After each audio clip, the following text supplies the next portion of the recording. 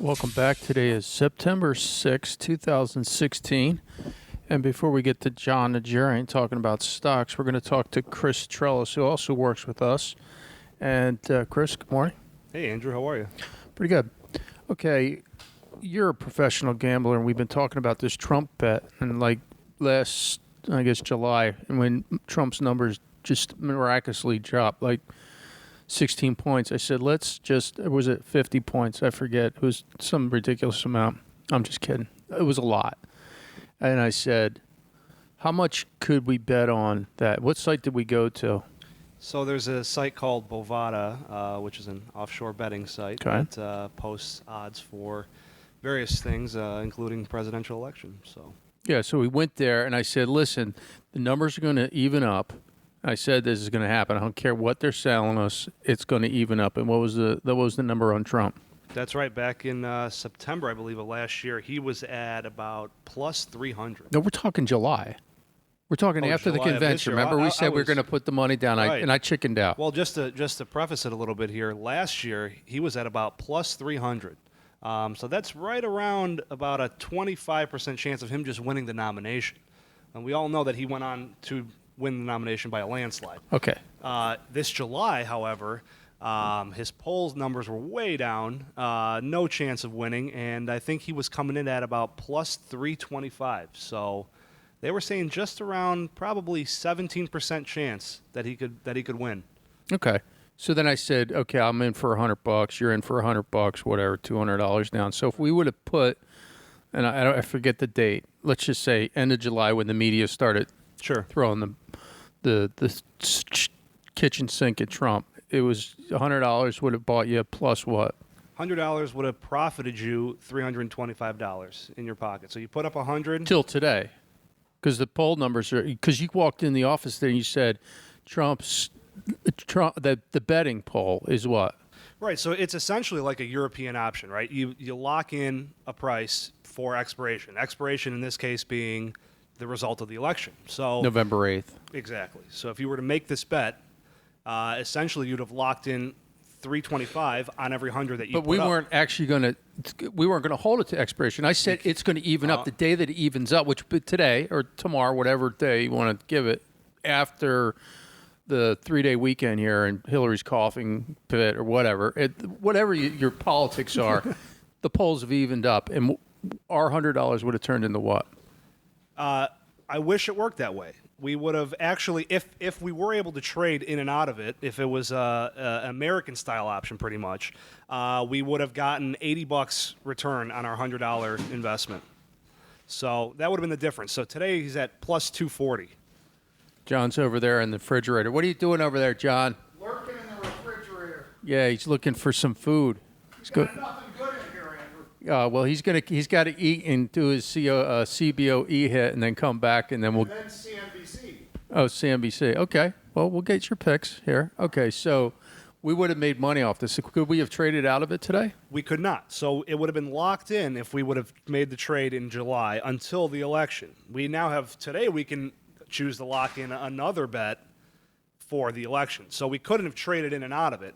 But let's say we could. Let's say we got in at plus 325 and today it's plus 240. Oh. We could capture the difference if we traded in and out. But unfortunately, sports betting markets or conventional sports betting markets. So the $100 that I would have given you in July, it'd still be locked up. It would have been locked up. But if Trump ends up winning in November, you would have gotten plus 325 on that 100. So I can't trade out of it now. Huh? You can't trade out of it now. Oh, that sucks. No. All right, Chris. Well, thanks for your time. We're going to have John on next, but we're going to have you back on to do this again. Any other? Oh, the one thing you mentioned, state by state, you can bet. Yeah, so it's pretty cool. Bovada also has a offering where you can actually bet on state by state results, and it's pretty interesting. Actually, if you go on to Nate Silver's site, 538, he kind of gives a breakdown of all the fuck him. State by state.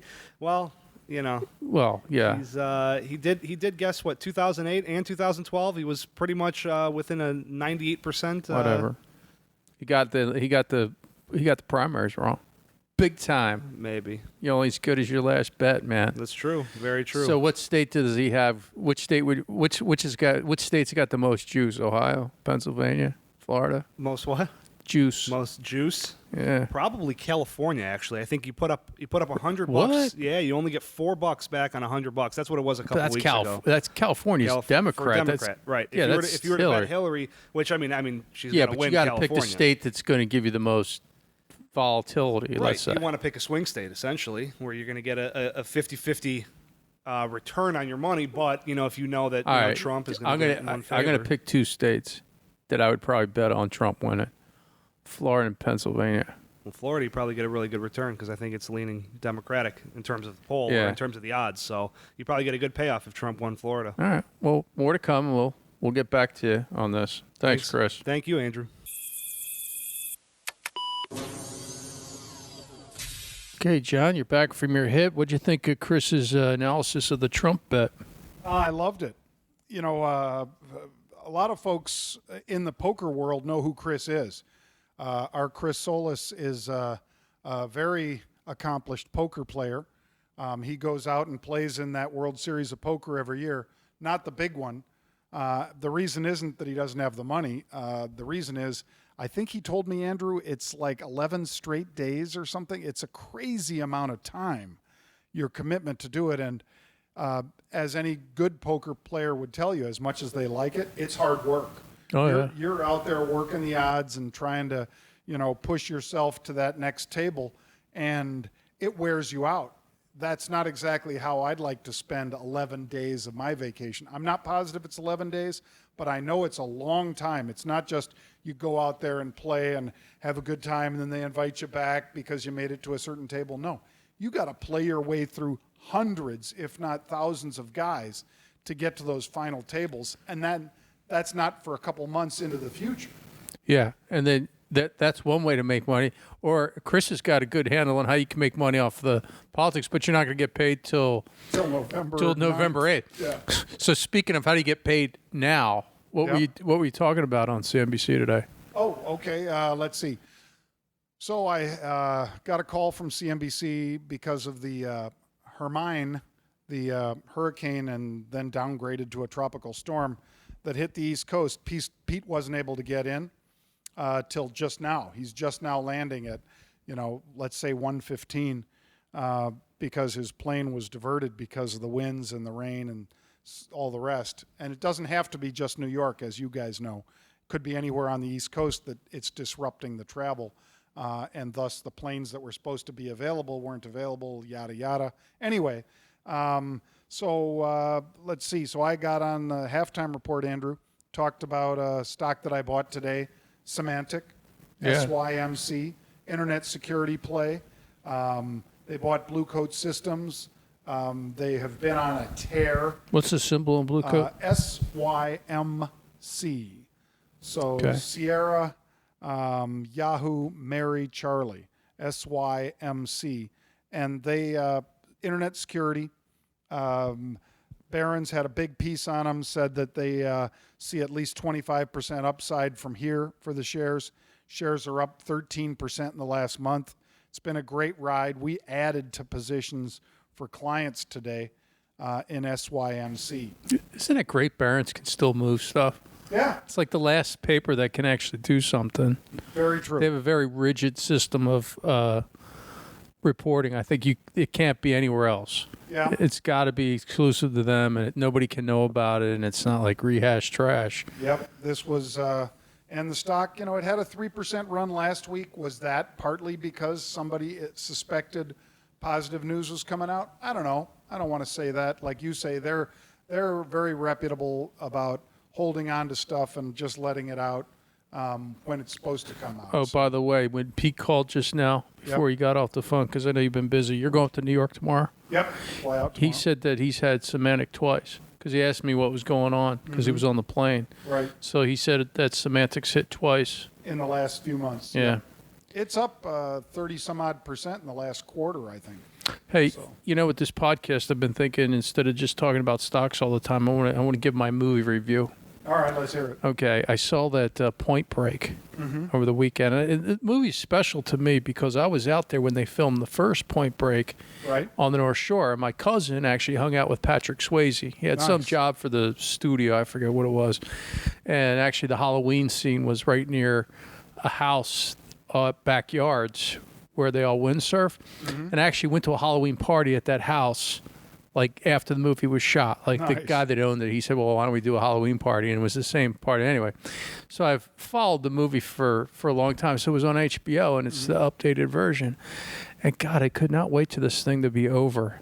There was two parts of the movie. One, they have two pallets full of cash, Yep. and they're just flying over Mexico. Remember that trailer you showed me? Yep. Okay, so there's just And these two guys unscrew themselves from the hold of the plane, get up there, shove the cash off the plane, and pallets. then cut at the pallets. Now I know what a pallet is. Right. A pallet's $100 million because I looked this up after Obama sent that money to Iran. It wasn't in dollars though, because that would have been illegal. It was in Swiss franc and euro. But I'm sitting there going, oh, look, there's two pallets. That's $200 million. Just a secret, a treasury plane, I would assume, Yeah. flying over Mexico, over this big hole that they jump into. And then, of course, as I'm waiting for the movie to end, and I'm like, I got to see the end of this. At the very end, the FBI lets the bad guy go. Yeah, like that happens all the time. It does. It does. Now it does. Well, now it does. Yeah, it happened with Hillary Clinton. Oh, sorry. I Wait, didn't say that. We're not allowed to say that. All right, so one more pick before we go. That movie was like a GoPro movie. Oh, yeah. It's like a giant ad for either Red Bull or GoPro. You're out of your GoPro, right? I'm out of my GoPro. I bought Amberella. And I'll probably be out of that in just a little bit, too. But I do think GoPro will actually not make the same mistake they made last time, Andrew, and that is not have a product ready for Christmas. That is why the stock fell so badly, because they were stuck with their pants down, didn't have a product for last Christmas, a new product, that is.